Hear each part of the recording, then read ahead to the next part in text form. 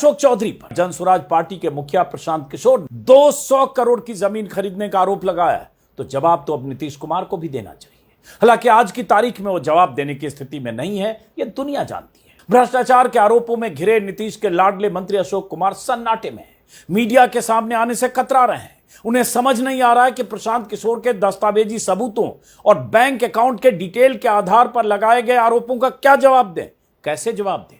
प्रशांत किशोर ने अपनी press conference में 2 दिन पहले जिस तरह से करोड़ों के ट्रांजैक्शन के डिटेल दिए हैं, वो अपने आप में एक बड़ा खुलासा है।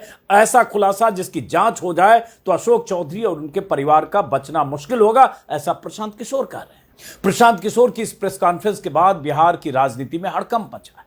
आगे किसका नंबर आने वाला है यह पता नहीं। एनडीए सरकार में बैठे मंत्रियों में घबराहट है कि पता नहीं कब किसकी फाइल लेकर प्रशांत किशोर मीडिया के सामने आ जाए।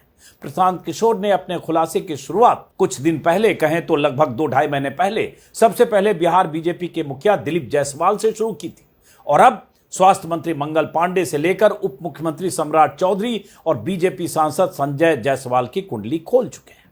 इतना कुछ होने के बाद भी बिहार बीजेपी के दिग्गजों की बोलती बंद है। अब तक होना तो यह चाहिए था कि बीजेपी और जेडीयू के नेताओं को सामूहिक तौर पर सामने आकर जवाब देना चाहिए था, लेकिन छिटपुट बयान के अलावा अब तक कोई सॉलिड जवाब आया नहीं है। ऐसे आरोपों और खुलासों के बाद नीतीश सरकार की तो फजीहत हो ही रही है। कई तरह के सवाल भी उठ रहे हैं कि आखिर इन आरोपों की जांच कौन कराएगा, कार्रवाई कौन करेगा।